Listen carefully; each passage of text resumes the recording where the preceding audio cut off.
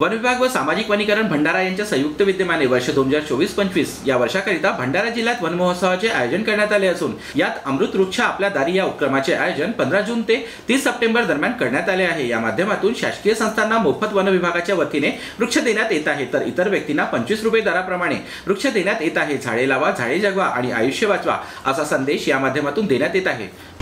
One महोत्सव 2024-25 यामध्ये one महोत्सव कालावधीमध्ये अमृत वृक्ष आपल्या दारी ही योजना राबविण्यात येत आहे।